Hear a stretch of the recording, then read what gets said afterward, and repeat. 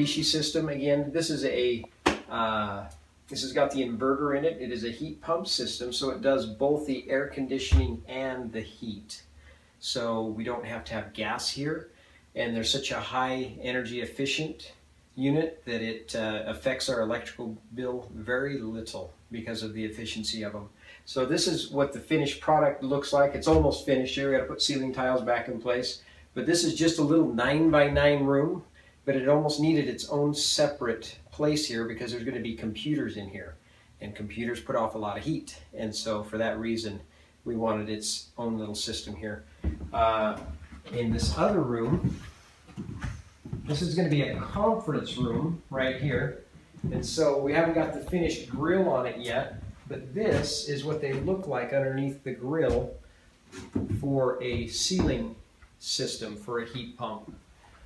So right in the middle there is that inverter fan, which means it goes very low, variable speed, all the way up to high.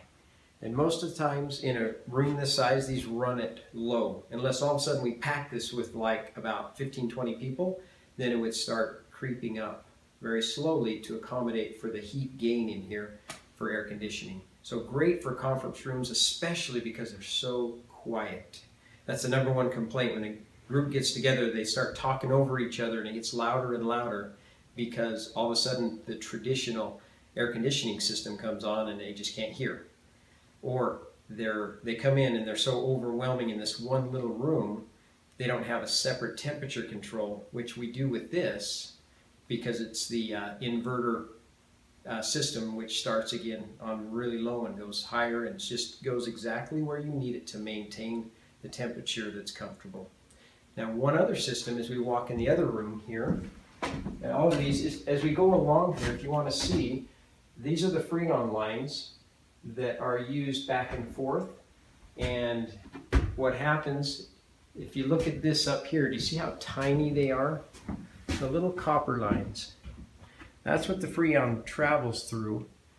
And then during the winter time, the reversing valve out in the unit outside goes on, and it causes the Freon to go the other direction so that it can be then used as a heater and go down to a -6 degrees.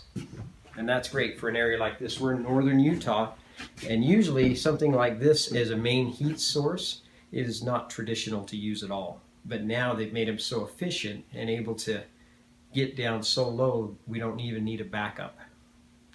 This is one that is almost assembled. This is without the whole faceplate on it. They use drain lines off of them, so they're always condensating. So you have to drain them down to a drain or some kind of a plumbing fixture. But I'm just kind of showing you the different phases that it is. This is how it starts.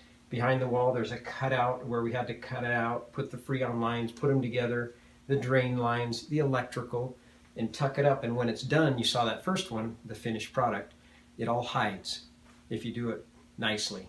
Not all companies do it nicely. They have little covers they put off to the side, and they don't look very clean. So we like to do it the right way. But this is going to be a main office, which is also going to have 2 computers in it, and obviously 2 people sitting here. Plus we have the window here, so we get a lot of heat gain through here, plus the computers. And so again, you have your separate thermostat just for this little area that we can turn on and make it go. So great for secretarial offices, because you know how they always typically like it a little bit warmer than like the guys do. So they don't need those little teeny, very expensive heaters to go under their desk, because it maintains a perfect temperature that they like their room in versus what the other guys like their room in. So there's your plug for anyone that wants to have those warm feet in the wintertime.